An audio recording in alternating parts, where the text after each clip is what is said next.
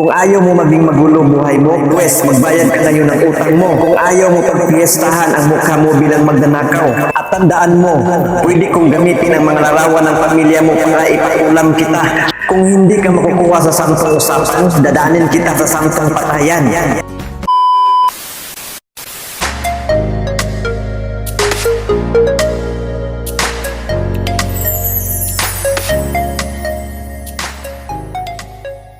Magandang araw po, this is Melvin once again and welcome back to my YouTube channel.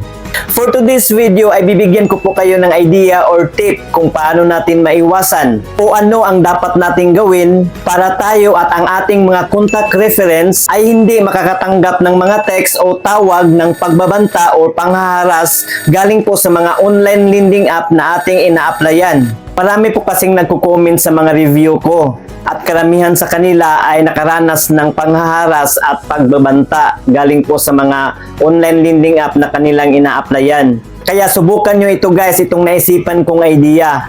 Very effective po talaga siya guys. Deserve po talaga itong gawin sa mga naglalabasang walang kwentang mga ulang ngayon. Kaya ibabagi ko po ito sa inyo ngayon lahat, para hindi na po tayo mai-stress o madidepress sa mga online lending app na inuutangan natin. Ang ideyang ito ay hindi po para takasan ang ating utang guys ha. Obligasyon pa rin natin itong bayaran dahil ginamit na po natin yung pera na dinisburse nila. Pero karamihan po kasi sa mga naglalabasang mga online lending app ngayon ay napakalaki na po ang mga interest at 7 days lang po ang term. Yung ibang ula naman ay nag-auto-disburse kahit hindi pa natin kinukonfirm. At ang ending, nanghaharas at nagbabanta kahit wala pang due date. Kaya ito po ang naisipan kong idea guys. Nasa inyo pa rin yan kung susundin nyo ba or hindi. Huwag naman tayong masyadong honest sa form na pinipilapan natin. At disclaimer lang po, hindi ko po kayo in-encourage na mangutang guys ha at gawin ang ideyang ito. Alam ko pong hindi po ito magandang idea. Pero hindi talaga natin maiwasan na hindi po tayo makakautang. Lalo na't may matindi po tayong pangangailangan sa pera. Tulad ko guys, hindi na po ako nabubuhay kapag walang utang. In short, parang sa utang na po umiikot ang mundo ko. Kapag wala na po tayong choice ng mauutangan, ito na lang ang gagawin nating idea. Mas mabilis kasing mag-approve ang mga naglalabasang mga bagong online lending app na yun guys. Kaya sundan nyo lang po at tapusin ang video ito guys dahil may a-applyan naman akong isang online lending app ngayon. At ipapakita ko po sa inyo ang sinabi kong idea ko sa pag-fill up ng kanilang form. Dahil sa palagay ko, mambubudol na naman ang ula na ito na a-applyan natin ngayon. At i-review ko na rin sa inyo ang repayment plan nito. But before that, kung bago ka pa lang sa aking YouTube channel at sa mga di pa nakasubscribe, pakiclick niyo yung subscribe button na sa baba at pakihit yung notification bell para ma-notify po kayo sa tuwing may bago na naman akong mga reviews at mga tutorial video na i-upload sa aking channel. So let's start! Ito, panoorin nyo. So ayan po guys, ito po yung a-applyan ko ngayon. Itong CashGuard, Easy Cash Online. At ito po yung kanilang ads na dumaan sa aking Facebook. So dadaan muna tayo sa Play Store para i-install ang application nito. I-search muna natin sa search bar ang CashGuard. At ito po yun guys. At produkto po ito ng High Bay Sparktech PH Lending Incorporated. So ngayon i-install na natin. At ayan po, install na po siya. So ngayon i-open na natin. So ito po ang kanilang privacy statement na kailangan nating i-agree. And then click na natin itong while using the app. At ito na pong nakalagay sa dashboard, doon amount 12,000 pesos. So ngayon i-click na natin itong apply now. So ito na po yung technique ko guys. So ito na po yung idea ko. Halimbawa kapag ma-approve tayo dito tapos hindi po tayo nakapagbayad kaagad sa due date or na overdue po tayo. Ito po ang technique ko guys para hindi po nila ako matawagan at para hindi po ako makareceive ng mga text na pagbabanta at harassments. So una, bumili po ako ng bagong SIM guys para sa mga online lending app na kagaya nito. At yan po ang ilalagay kong mobile number dito kapag magsa-sign up po tayo sa mga ganitong ula. At syempre, i-insert natin ito sa ating cellphone sa tuwing mag-a-apply tayo tulad nito para sa OTP. Huwag po nating ilagay ang ating personal number na ginagamit natin. Kung may extra po tayong cellphone, mas mabuti. Sa akin kasi ay bumili talaga ako ng cellphone, yung keypad lang, para lang po dito. So yan po, ilagay ko na po dito yung number sa bago kong biniling SIM. And then pindutin ko na itong maliit na bilog para malagyan ng check to prove na nag-agree po tayo sa kanilang privacy policy. And then pinindot ko na itong get para sa OTP para ma-verify na ang aking mobile number na nilagay. At ito na po ang OTP na sinend ng CashGuard. And then i-click na natin itong continue. At ayan po, gagawa pa daw tayo ng password. Pagkatapos kung makagawa ng password ay pinindot ko na itong confirm. At binalik po ako dito sa dashboard at naging 10,000 pesos na lang po ang nakalagay na loan amount.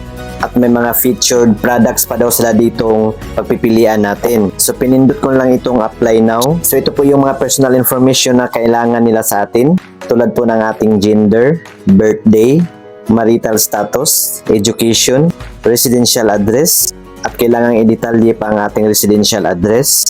Ang ating email address, kailangan pa rin nila ang ating second phone number at ang ating social account. At dito na part guys, ang ilalagay kong email address guys ay yung email address ko na hindi na aktibo, yung hindi ko na ginagamit. At dito naman sa second phone number, ang ilagay ko po dito guys ay yung mga cellphone number na hindi na siya makukontak, yung mga nakasave sa ating phone contacts guys. Or pwede ring irarandom na lang natin o kahit anong numero na lang ang ilalagay natin. Ganon din dito sa social account. At dito sa next page ng kanilang form guys ay ito na po ang ating contact information. So ito na po ang ating contact reference. So tatlong contact reference ang kailangan dito guys. Pwede ang ilagay natin dito guys ay totoong pangalan ng ating mga relatives or ng ating mga kaibigan. Pero ang inilagay nating mga contact number ay yung mga cellphone number pa rin na hindi na gumagana, hindi na makukontak. At pwede ring irarandom na rin natin. Kahit anong number na lang po ang nilagay ko dito guys. Para hindi madisturbo ang ating mga kamag-anak at kaibigan.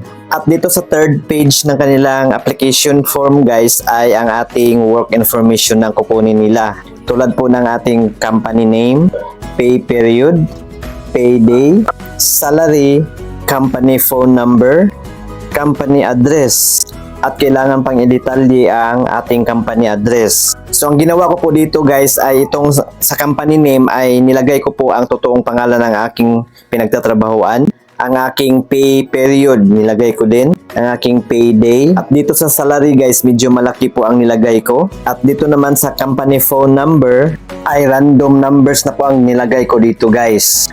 At dito sa company address, kahit anong address na lang po.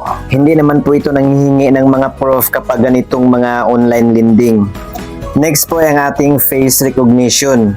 So i-click na natin itong next. Click while using the app. At ayan po, magsi-selfie na po ako guys. Pagkatapos ko mag-selfie, ay ang valid ID na po ang hingiin nila. Ito po yung mga valid ID na tinatanggap ng CashGuard guys. UMID, passport, TIN ID, driver's license, SSS ID, postal ID, voters ID, PRC ID, UWA ID, national ID at PhilHealth ID. So driver's license po ang available sa akin dito. At ang harap lang po ng ID ang pipicturan. At tinagay ko muna ang aking ID number. At pagkatapos kong napicturan ang aking valid ID, ay kailangan na po nating ilagay ang ating kumpletong pangalan na nakalagay po sa ating valid ID. Tulad po ng ating first name, middle name, at ang ating last name. At pagkatapos natin malagyan, ay i-click na natin itong submit. At ayan po, recognizing na po siya.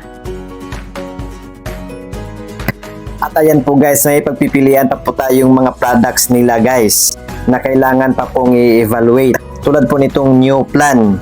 Ang loan amount po dito ay 6,000 to 24,000 pesos. At itong pangalawa, itong Cash Plan G na may loan amount mula 2,000 pesos hanggang 8,000 pesos. At itong Cash Plan B mula 2,000 to 8,000 pesos pa rin.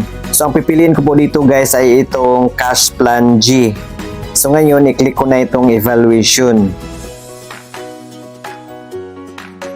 Then click itong allow. Please wait. The evaluation is in progress. It will take another 60 seconds. So hintayin po natin saglit guys. So ito na po ang buong detalye nitong Cash Plan G na pinili ko. Ang maaari ko rong ma-loan dito ay 3,500 pesos. So tingnan muna natin ang buong loan details nito guys, para hindi na naman tayo mabudol. So ito po ang loan information. Kapag na-approve po tayo sa halagang 3,500 pesos, so 7 days lang po ang loan term guys. So ito na po ang sinasabi ko eh. Tapos ang matatanggap na lang natin na amount ay 2,100 pesos na lang po dahil binawasan ng management fee na 1,400 pesos. Naku, ang laki ng ibabawas guys. July 1 ako nag-apply, kailangang mababayaran ko na itong 3,500 pesos pagka July 7. So tingnan muna natin guys kung anong meron dito sa management fee na ibabawas nila. So ito pala yun guys, yung management fee. So ang liit lang po ng interest, 122 pesos lang po. Account managed fee na 319 pesos. Platform service fee, 319 pesos pa rin.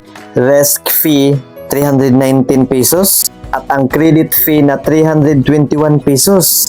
So ito pala yun guys, kaya naging 1,400 pesos lahat ang nabawas sa ating uutangin.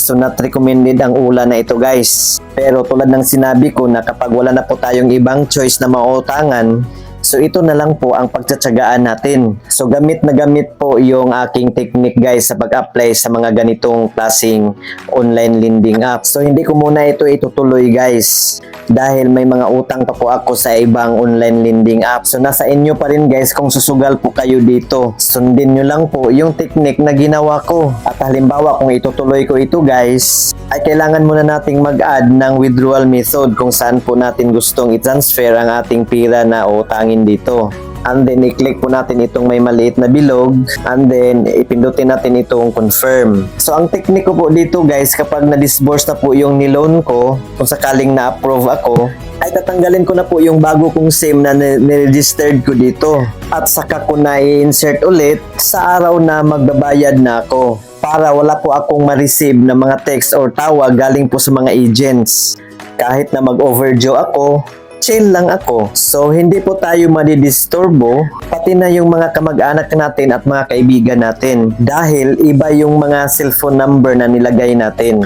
At sa mga online lending naman guys na nag-auto-disburse, kusa na lang na may pumapasok sa ating account kahit hindi naman natin kino-confirm, ang ginawa ko po dyan guys ay binalik ko po yung sinend nila. Sinunod ko lang yung may repay button sa kanilang app at pagkatapos kong binalik sa kanila yung sinend nilang pera, ay tatanggalin ko na naman yung aking bagong SIM na naka-registered sa online lending app na yun. Dahil tatawag pa rin ang mga yan at mangungulit pa rin sa atin kahit nagbayad na tayo or kahit binalik na po yung sinend nila. Ilang bisis ko na po yung naranasan. Mga haras pa rin ang mga yan. At huwag kalimutang i-save ang resibo guys sa tuwing magbayad tayo para may proof po tayo na bayad na po tayo. So that's all for today guys. Sana may natutunan po kayo. Paki-like na lang po sa video ito kung nagustuhan nyo at paki-share na rin sa iba para may idea din po sila at para sa iba pa pong mga katanungan. Pakisulat na po inyong mga tanong dyan po sa comment section sa baba. So yun naman po guys. Maraming salamat sa panonood. See you again sa next kong mga reviews. Goodbye. God bless us all.